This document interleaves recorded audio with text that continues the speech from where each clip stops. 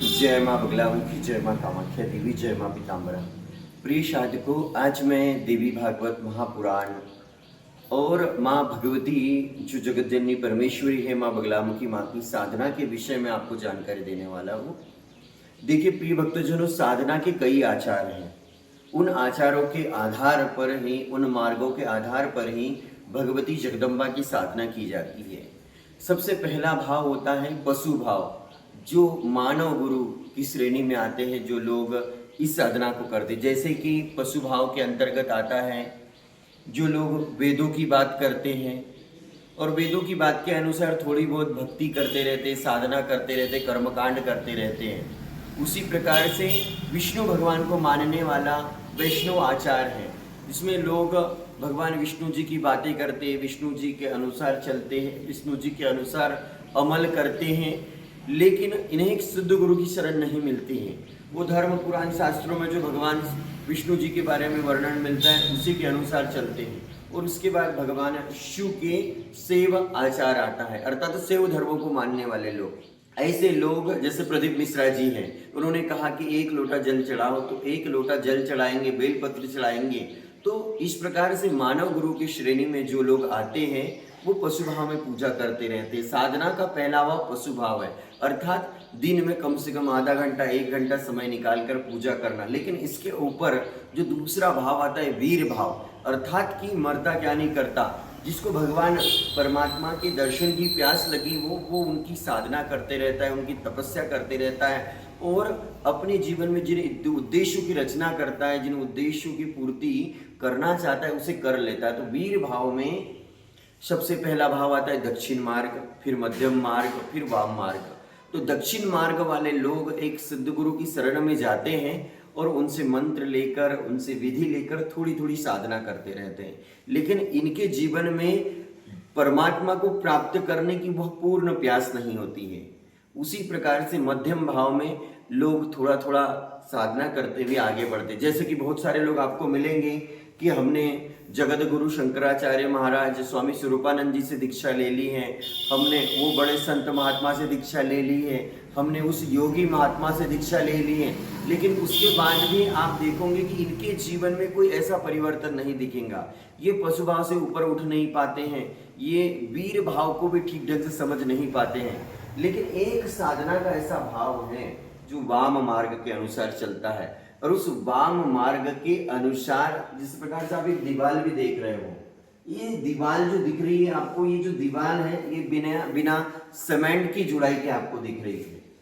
तो इसी प्रकार से परमात्मा के भंडार में जो खजाना है उसे जोड़ने के लिए किसी भी चीज की आवश्यकता नहीं है। जिस प्रकार से हमें यह अल्प ज्ञान होता है, हमारे ज्ञान में त्रुटि होती है कि कोई संत महात्मा हमें मिल जाएंगे, जैसे कि अब भारत में बहुत सारे वायरल बाबा हैं कि बागेश्वर महाराज जी हैं, प्रेमानंद महाराज जी हैं, प्रदीप मिश्रा जी है, गलती से हमें मिल गए, उन्होंने 1-2 घंटे हमें दिव्य ज्ञान दे दिया तो शायद हम सिद्ध हो जाएंगे, हमें दिव्यता का आभास हो जाएगा, हमारा जीवन सार्थक हो जाएगा।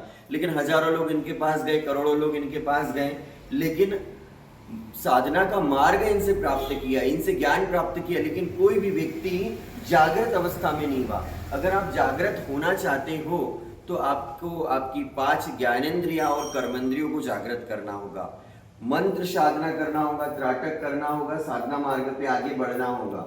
अभी के समय में एक वृंदावन में एक संत महात्मा जी हैं जिन्हें प्रेमानंद महाराज जी कहते हैं। देखिए 18 पुराण है, एक पुराण मेरे पास है महाभागवत देवी पुराण।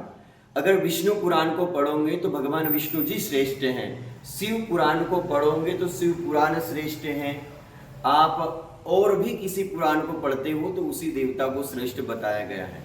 लेकिन एक देवता को श्रेष्ठ बताने के लिए दूसरे देवता की निंदा करना आवश्यक नहीं है। जिस प्रकार से हम भगवान शिव की आरती गाते हैं उसमें आता है कि ब्रह्मा विष्णु सदा शिव जानत अविवेका, प्रणवाक्षर के मध्य ये तीनों एका। अर्थात कि अगर आप भगवान शिव को मानते हो और विष्णु जी की निंदा करते हो तो भी आप पाप के भागी हो। अगर आप भगवान विष्णु को मानते हो और शिव जी की निंदा करते हो तो भी आप पाप के भागी हो। इसीलिए ऐमकारी सृष्टि रूपाय ह्रीमकारी प्रतिपालिका क्लीमकारी काम रूपिण्य बीज रूपे नमस्तुते। तीनों देवों के पास तीन शक्तियां हैं और तीनों ही शक्तियां समान हैं। जो साधक, जो भक्त इन शक्तियों की तुलना करता है वह पाप का भागी होता है, उसे अगले जन्म में उसके पाप कर्म की सजा भोगना होगा। मैं प्रेमानंद महाराज जी और भी बहुत सारे लोग हैं जो भागवत पुराण और ग्रंथों को नहीं पढ़ते हैं, मैं आप सभी को दिखाना चाहूँगा। ये महाभागवत देवी पुराण है। इस देवी पुराण में स्पष्ट रूप से लिखा है कि एक बार माता जगदम्बा के मन में भाव उत्पन्न हुआ, माँ पार्वती के मन में भाव उत्पन्न हुआ कि हे देवादिदेव महादेव, मैं पुरुष रूप में अवतार लेती हूँ और आप स्त्री रूप में अवतार लीजिए। तब माता जगदम्बा, माता पार्वती जी ने पुरुष रूप में अवतार लिया, कृष्ण जी के रूप में अवतार लिया देवकी जी के यहाँ पे, और श्री राधा रानी ने भगवान शिव के रूप में अवतार लिया। तो ये आप सभी इसको देख सकते हो। भगवान शिव का भगवती से पुरुष रूप में अवतार लेने की प्रार्थना करना तथा स्वयं राधा और 8 पटरानियों के रूप में अवतरित होने का आश्वासन देना, भगवती का स्वयं कृष्ण रूप से तथा भगवान विष्णु का अर्जुन रूप से अवतार लेने और महाभारत युद्ध में दुष्ट राजाओं का वध करने की बात कही गई। देवऋषि नारद बोल रहे हैं, महादेव जी बोले, और ये पूरी कहानी इसमें दी है कि किस प्रकार से भगवान शिव ने राधा जी के रूप में अवतार लिया और जो कृष्ण भगवान है उन्होंने माता जगदम्बा का रूप धारण किया। तो ये बड़ी ही दिव्य कथा है।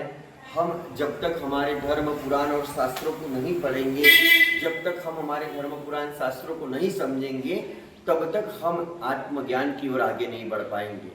क्योंकि हमारे शरीर के अंदर परमात्मा ने इतना खजाना दिया है कि अगर इसे समझ लें तो हम स्वयं ही सिद्ध हो जाएंगे, स्वयं ही दिव्य हो जाएंगे, स्वयं ही भगवान बन जाएंगे। लेकिन मनुष्य अक्सर अपनी ज्ञानेंद्रिय, कर्मेंद्रिय और मन को संतुलित करने का प्रयास नहीं करता है, अपनी ज्ञानेंद्रियों और कर्मेंद्रियों पे अंकुश नहीं लगाता है और लोगों के पीछे दौड़ते रहता है कि कोई शक्तिपात कर देगा, कोई उसके तपोबल का खजाना दे देगा। तो ऐसा नहीं है प्रिय भक्तजनों। मैं आज बाबा गोरखनाथ जी के मठ में हूँ जो हमारे बैतूल जिले के निमनवाड़ा गांव में है। और बाबा गोरखनाथ जी एक योगी थे, भगवान शिव के दिव्य अवतार थे। इतना ही नहीं, मैं आप सभी को बताना चाहूँगा कि माँ कामाख्या देवी का असम गुवाहाटी में जो पीठ है, सिद्ध पीठ है, शक्ति पीठ है, जहाँ जगदम्बा आदि काल से विराजमान है, वहां पर बाबा गोरखनाथ जी ने तप किया है। तारापीठ में बाबा गोरखनाथ जी ने तप किया है। इतना ही नहीं, जो केदारनाथ धाम पे आप दर्शन यात्रा के लिए जाते हो, केदारनाथ धाम पर भी बाबा गोरखनाथ जी पहुंचे थे और उन्होंने कठोर साधना की। तो आप बाबा गोरखनाथ जी जैसे बनिए, आप भगवान शिव जैसे बनिए, जो बार बार तपस्या करने के लिए आप प्रेरित होइए, स्वयं भी साधना करिए और अपने से जुड़े लोगों को भी साधना करिए। आप नाम जप से तर नहीं सकते हो। नाम जाप का तो सहारा संकीर्तन के लिए है, सत्संग के लिए है। जब भी मंदिर में देव स्थान पर भक्त श्रद्धालु बैठते हैं तो नाम जाप का संकीर्तन करते हैं। नाम जाप से पूर्ण ब्रह्म को नहीं पाया जा सकता, क्योंकि जब तक आपको बीज नहीं मिलेगा किसी इष्ट का, तब तक इष्ट सिद्ध नहीं होगे। तो मैं आप सभी को कहना चाहूंगा कि जो वाम मार्ग है, उस वाम मार्ग का, कोल मार्ग का अनुसरण करने वाले थे बाबा गोरखनाथ जी, बाबा मच्छंद्र नाथ जी, बाबा जलंधर नाथ जी। दुनिया क्या करती है? दुनिया तो अपने कर्मकांड को छोड़कर वीडियो ही बनाते रहती है। इस प्रकार से आप विपरीत कार्य करें। अगर आप देखते हो सामान्य जनमानस को कि वो प्रतिदिन 2 माला जाप करती है, 10 मिनट की पूजा करती, तो आप अधिकांश करिए, आप 10 माला करिए, 15 माला करिए, जाप करते जाइए। यज्ञ हवन को सीखिए, सर्जन, आर्जन और विसर्जन। जिस प्रकार से एक किसान खेती को साफ करता है, फिर बीज बोता है, फिर उसकी देखरेख करता है, उसकी निंदाई करता है, उसमें स्प्रे मारता है, तब जाकर फसल तैयार होती है। उसे काट कर जब वह किसान लेकर आता है तब उसे पूर्ण फल प्राप्त होता है। उसी प्रकार से नवरात्रि में हम माता भगवती की प्राण प्रतिष्ठा करते हैं। 9 दिनों तक माता दुर्गा की सेवा आराधना करते हैं और सेवा आराधना करने के बाद में माता जगदम्बा का हम विसर्जन करते हैं। तो जब तप और व्रत के साथ माँ भगवती की पूजा आराधना होती है, वाम मार्ग से साधना करने के लिए आपको तप करना होगा। तप कैसे? कि आपको हाथों से मुद्रा बनाना होगा, उसे आसन बनाना होगा, जीभ से खेचरी मुद्रा करना होगा, कान से अनंतनाद सुनना होगा, आंखों से त्राटक करना होगा, मूल बंद लगाना होगा, जालंधर बंद लगाना होगा, उद्यान बंद लगाना होगा। इस प्रकार से आप भगवती जगदम्बा आदि शक्ति को आप प्राप्त कर सकते हो, जगत जननी परमेश्वरी को प्राप्त कर सकते हो। और भवसागर से पार करने के लिए, पूर्ण प्रकृति को समझने के लिए भगवान शिव, भगवान विष्णु जी, भगवान ब्रह्मा जी, भगवान कृष्ण जी, भगवान राम जी जैसे गृहस्थ जीवन को अपनाना होगा कि एक अच्छा गृहस्थी ही पूर्ण ब्रह्म को प्राप्त कर सकता है। तो हमारे देवी देवता गृहस्थ में रहें, आप भी गृहस्थ में रहते हुए, गृहस्थ जीवन का पालन करते हुए, अपने माता पिता की सेवा करते हुए, परिवार की सेवा करते हुए साधना मार्ग पे आगे बढ़िए। आप सभी को पुनः बताना चाहूँगा कि ये महाभागवत है, देवी पुराण है। इसमें स्पष्ट रूप से लिखा है कि भगवान शिव ने एक बार माँ राधा जी का रूप धारण किया और माता जगदम्बा, माता पार्वती जी ने एक बार भगवान कृष्ण का रूप धारण किया, और वही लीला आप वृंदावन में देखते हो।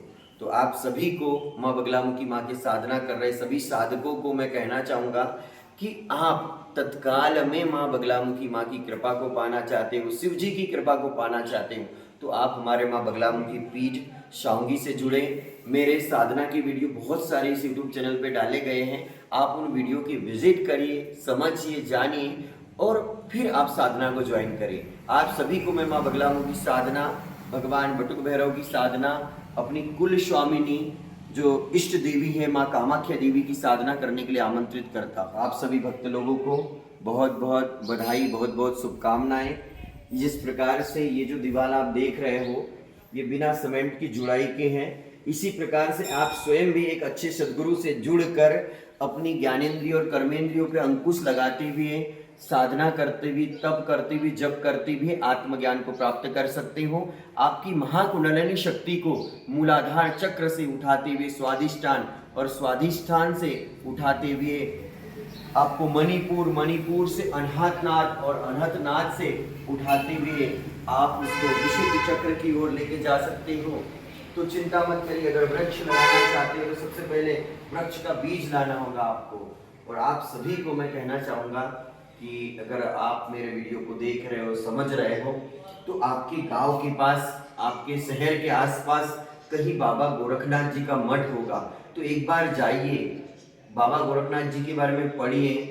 उन्होंने जो साधना के क्षेत्र में, आध्यात्म के क्षेत्र में जो खोज की है, जितने भी सावर मंत्र आपको प्राप्त होंगे, इन सब की रचना भगवान शिव के दिव्य अवतार बाबा गोरखनाथ जी ने की है।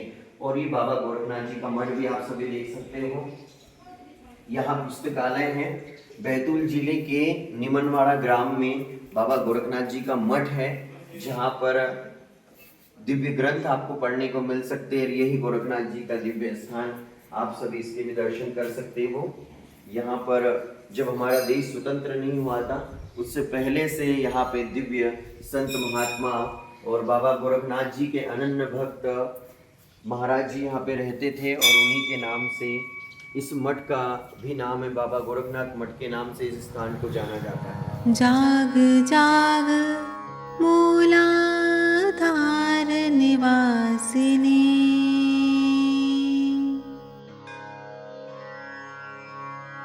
जाग जाग महिमा मयि माता मूलाधार निवासिनी, जाग जाग महिमा मयि माता मूलाधार